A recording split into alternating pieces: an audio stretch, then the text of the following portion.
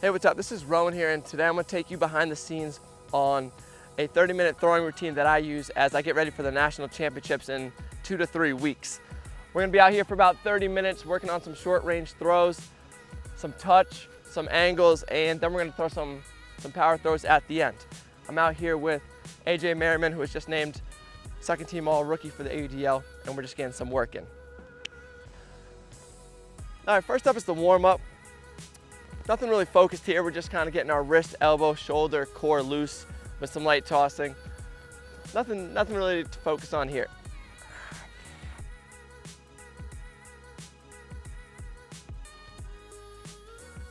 Yeah, once we get a couple 10-yard throws in like that, mixing and matching forehands, backhands, then we're gonna step it back to about 25 yards to continue to warm up everything before we really get started.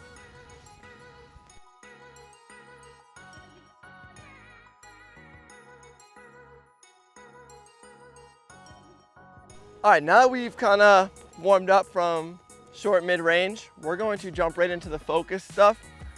Here I'm gonna break everything into 10 throws.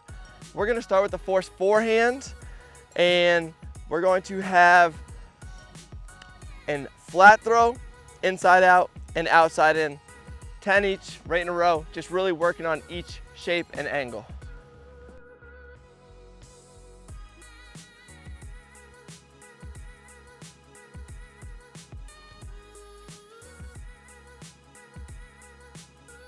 And we're gonna finish off these forehands with some inside out IOs.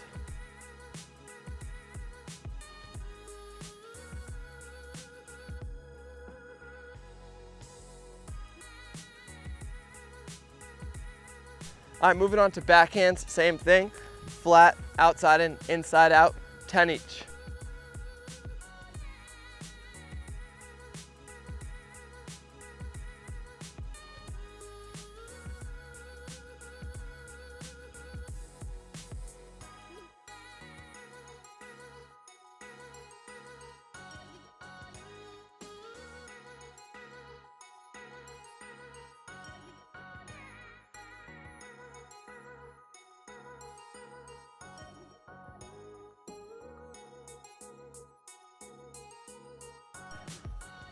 All right, now that we have kind of the warm-up short range throws down, we've got all of our angles outside and inside out and flat, we're gonna start to back up a little bit, and more importantly, we're gonna start to put in some real in-game movement as a thrower.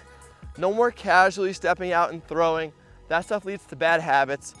So when I throw after the kind of warm-up session, I'm gonna start to raise the level of focus, throwing some shimmy fakes, throwing some pump fakes, stay lateral, step out, and just pretend these reps are game reps.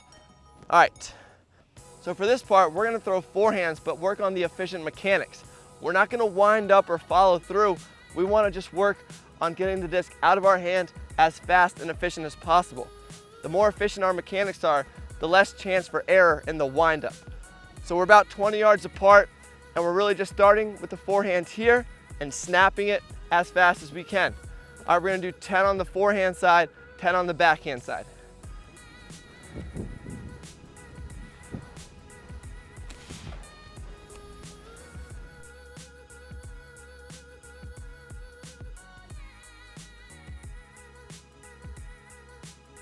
All right, we got the same thing on the backhand side. This time we're in our stance and just snapping the wrist. Again, the faster we can get this disc off, the harder it is for a mark, and the better it will be in the long run for our whole throwing potential.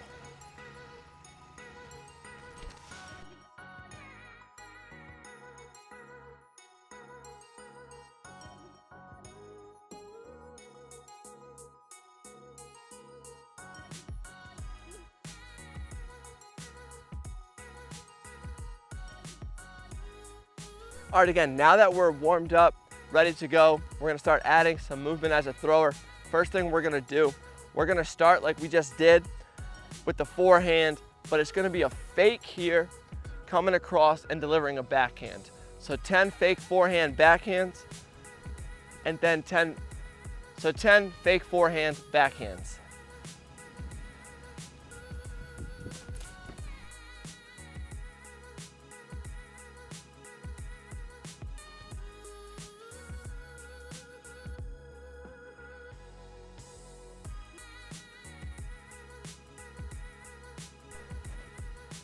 All right, now we're transitioning to fake backhand forehands.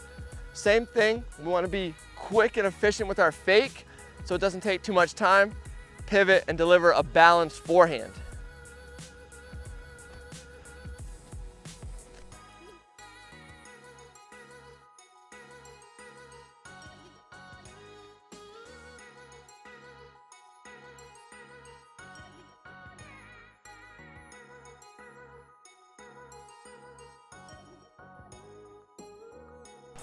All right, the last part to this distance is we're gonna hold a forehand, fake like we're going to the backhand, but step out further and deliver the forehand. It's called the shimmy.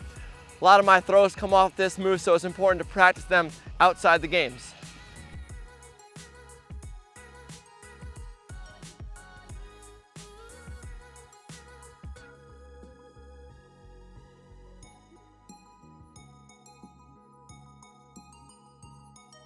All right, same thing going to the backhand side. Fake the backhand, shimmy, and then throw the backhand. It helps a little bit if you step out a little bit extra after the fake to get around the mark.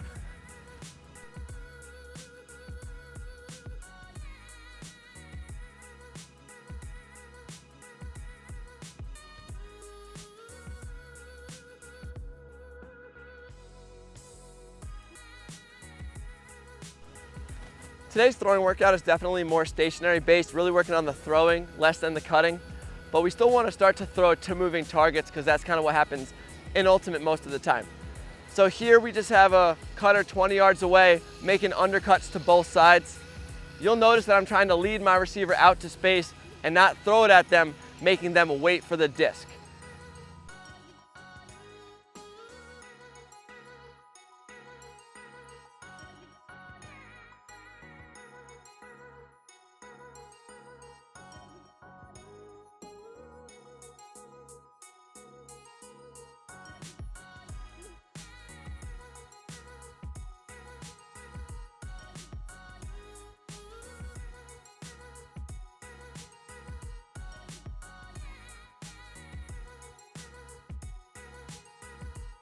You can also run this instead of throwing to the open side throw.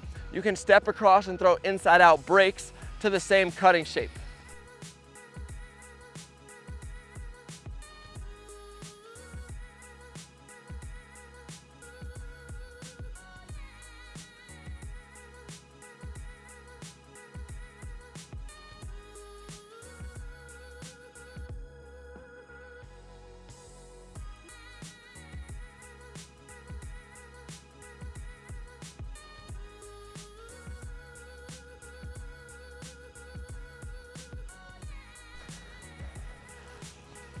All right, you can run that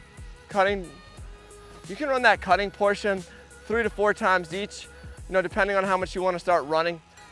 Since it's a stationary workout today, we only wanted to do 2 to 3 reps each. And now we're gonna head to the hucking portion. The easiest way to develop power throws and increase the distance on your throw is to throw as far as you can. So here we out about 60, 70 yards, just hucking back and forth. Really also working on moving the mark before the huck to clear up that space and just trying to make these as game ready as possible.